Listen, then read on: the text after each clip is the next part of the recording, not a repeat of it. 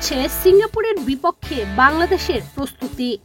এর আগে অবশ্য ভুটানকে আতিথ্য দেবে লাল সবুজের প্রতিনিধিরা। ৪ জুন জাতীয় স্টেডিয়ামে আন্তর্জাতিক প্রীতি ম্যাচ দিয়ে নিজেদের প্রস্তুতি সারবেন হামজা জামালরা। এরপর ১০ জুন এএফসি এশিয়ান কাপ বাছাইয়ে সিঙ্গাপুরের বিপক্ষে লড়বে বাংলাদেশ। এই ম্যাচ শুধু মাঠের লড়াই নয়, এর পেছনে রয়েছে অর্থনীতির বিশাল এক গল্প।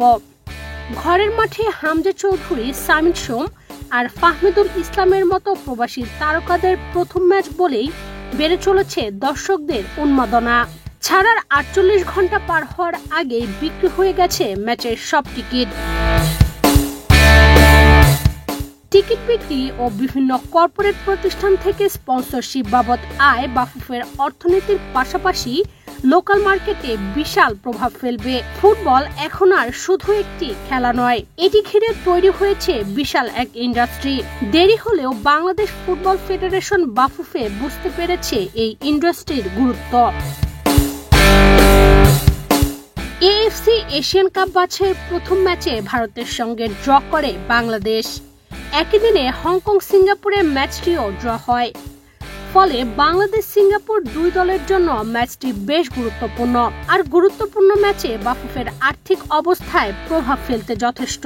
বিশেষ করে এমন ম্যাচ হলে স্টেডিয়ামের চারপাশের অর্থনীতি এক ধরনের উৎসবে পরিণত হয়। ২০১১ সালের আর্জেন্টিনা নাইজেরিয়া ম্যাচে টিকিটের অতিরিক্ত দাম আগ্রহ কমিয়ে দিয়েছিল। তাই টিকিটের দাম যুক্তিসঙ্গত না হলে ম্যাচে দর্শক কমে যায় এবং আয়ও হ্রাস পায়। আন্তর্জাতিক ম্যাচে টিকিট বিক্রি আয়ের প্রধান উৎস। বাংলাদেশ সিঙ্গাপুর ম্যাচের টিকিটের উচ্চ মূল্য নিয়ে সমালোচনা হলেও আগ্রহ কমেনি দর্শকদের।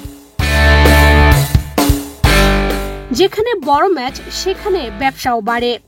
ভিড় বাড়বে রেস্টুরেন্টে, স্টেডিয়ামের চারপাশের দোকান, খাবারের স্টল, ট্রান্সপোর্টেশন সবকিছুতেই হবে বাড়তি আয়। শুধু ম্যাচ নয়, পুরো একটি শহর যেন ফিরে পাবে প্রাণ।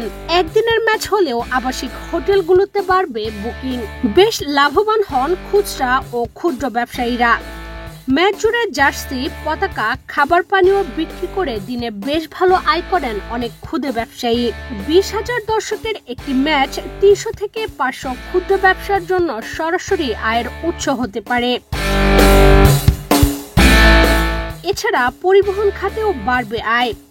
ম্যাচের দিন রাইড শেয়ার, পাবলিক বাস এমনকি রিক্সাও অতিরিক্ত আয় করে। ঢাকায় একটি আন্তর্জাতিক ম্যাচ দিনে প্রায় ৫ থেকে ৭ কোটি টাকার সরাসরি অর্থনৈতিক চলাচল তৈরি করতে পারে, যা ক্রীড়া অর্থনীতির রিয়েল ইনফ্লুয়েন্স। বাংলাদেশ সিঙ্গাপুর ম্যাচের ফলাফল যাই হোক, তবে মাঠের বাইরে কোটি টাকার ইকোনমিক গেইন তৈরি করবে।